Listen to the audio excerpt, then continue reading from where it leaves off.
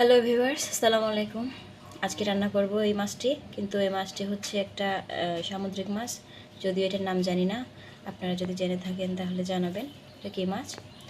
এই মাছটা রান্না করার জন্য আমি এখানে একটা পেঁয়াজ নিলাম, তারপর 3টা মাঝারি সাইজের টমেটো কেটে নিয়েছি, আর কিছু মরিচ, কাঁচা মরিচ, আর এটা হচ্ছে ধনিয়া পাতা, আর এখানে কিছু লেমন গ্রাসের পাতা নিলাম।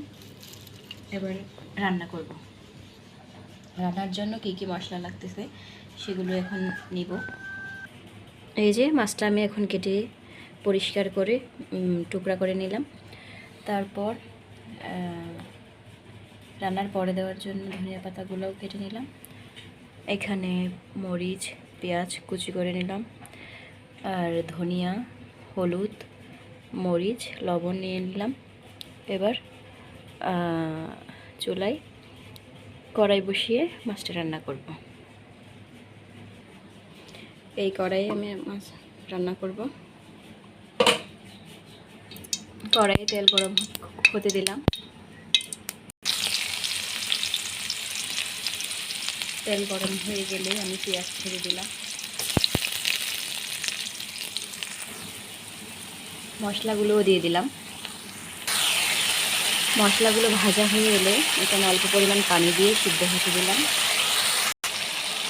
মশলাটা ভাজা হয়ে আসতেই আমি এখানে মাছটা বসিয়ে দিলাম। এবার অল্প পরিমাণ পানি দিয়ে মাছগুলো আমি উল্টে দিলাম। এবার মাছগুলো কিছুক্ষণ ঢাকা দিয়ে সিদ্ধ করে নেব। এবার আমি এখানে কিছু ঝোল দিয়ে মাছগুলোতে টমেটোটা দিয়ে দিলাম। তারপর একটু নেড়ে চেড়ে দিয়ে এবার আবার সিদ্ধ করতে দেব। এবার ধনেপাতা দিয়ে মাছগুলো হয়ে আসলেই নামিয়ে নেব। তো এবার মাছগুলো কিছুক্ষণ সিদ্ধ হোক। মাঝখান দিয়ে চিড়ে রাখা এই কাঁচামরিচগুলোও দিয়ে দিলাম।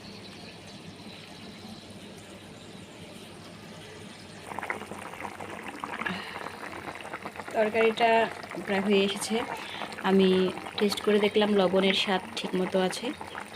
এখন শুধু বাকি হচ্ছে যে ধনিয়া পাতাগুলো দেওয়া।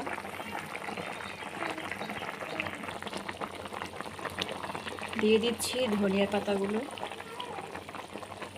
এবং এই যে কয়েকটা লেমন গ্রাসের পাতা। এবার আমি আমার চুলার সুইচটা অফ করে দিব। তো আজকের রান্না আমার এখানে শেষ। আসসালামু আলাইকুম। এ পর্যন্তই আজকে আমার রান্না।